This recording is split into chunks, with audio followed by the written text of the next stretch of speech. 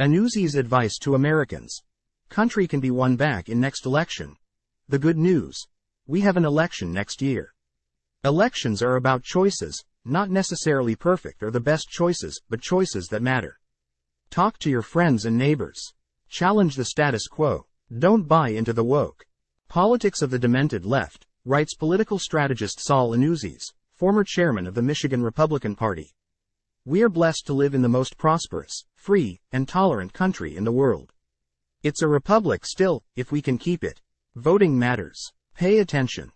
The world is changing and there are many who are pushing policies that will change our country and the world as we know it, Mr. Anuzis advised in a written essay shared with Inside the Beltway. Ignoring the policies of these radicals guarantees your children and grandchildren will face unprecedented challenges, and the enemy may be from within. Policy matters. Education matters. Our institutions matter. Hiding in your suburb or cottage will not work. America is in for another revolution. But the good news is that this one will be fought at the ballot box, continued Mr. Anuzis, who is also chairman of the nonprofit 60+ Association. America is a center-right nation when it's awake. Wake up, folks. The crazies are doing their best to control and direct society in a way that would make our founders roll over in their graves. America has been a beacon for freedom, liberty, and tolerance. It's worth fighting for, he concluded. The National Republican Congressional Committee reports that it raised $9.3 million in September. Time equals 400 Ms. greater than. Democrats made life more expensive and dangerous for everyday Americans. They are completely fed up with these policies and they are desperate for relief, said NRCC Chairman Richard Hudson in a written statement shared with Inside the Beltway. The NRCC is capitalizing on this enthusiasm, he said, deeming it record-breaking fundraising, also revealing the committee raised $18.5 million in the third quarter of the year and has $36.1 million cash on hand. Trump sneaks by Biden. Emerson College has released a new poll of voters and with some interesting findings. Time equals 400 Ms. greater than. The October Emerson College polling national survey of a potential 2024 presidential election finds former President Trump with 47% support and President Biden with 45%. 8% of voters are undecided. Since last month, Biden has held his 45% of support, while Trump's support has increased by 2 percentage points, notes the poll analysis. Released Friday.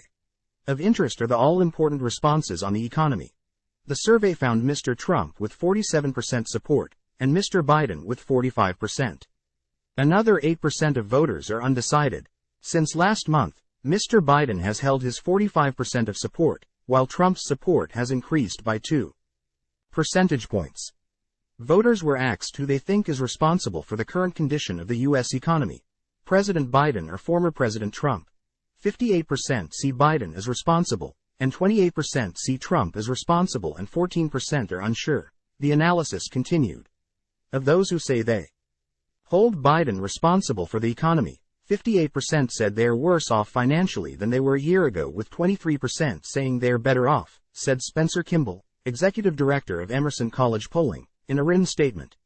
Of those who hold Trump responsible for the current economy, 39% reported being better off financially, while 27% said they were worse off, Mr. Kimball said. The Emerson College polling survey of 1,578 registered U.S. voters was conducted October 16 to 17.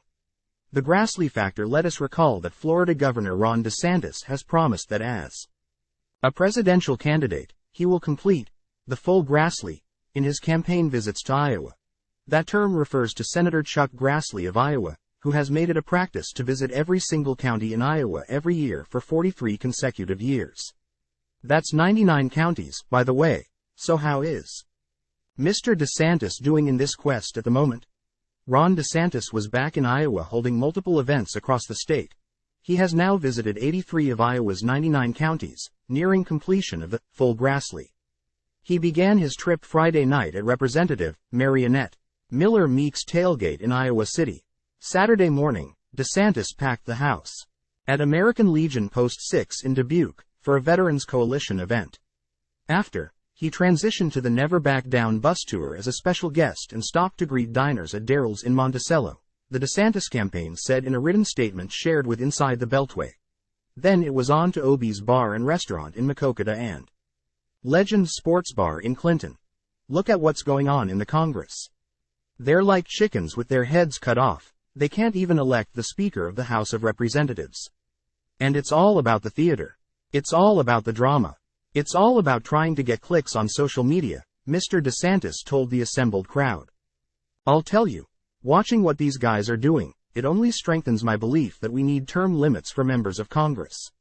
But the DC politicians, it is about theater over substance. They're not producing results, causing problems, and they're not fixing any problems.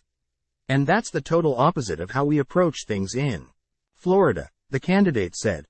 Poll du jour: 49% of registered U.S. voters are very concerned that the war between Israel and Hamas will escalate into a wider war in the Middle East.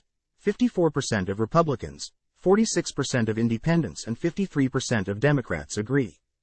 Time equals 400 ms, greater than asterisk 57% of women and 41% of men also agree. 36% of voters overall are somewhat concerned that the war will escalate into a wider war. 37% of Republicans, 38% of independents and 37% of Democrats agree. 34% of women and 38% of men also agree. Asterisk 8% overall are not so concerned that the war will escalate into a wider war. 5% of Republicans, 10% of independents and 7% of Democrats agree. 4% of women and 13% of men also agree. 5% overall are not concerned at all. 4% of Republicans, 4% of independents and 3% of Democrats agree.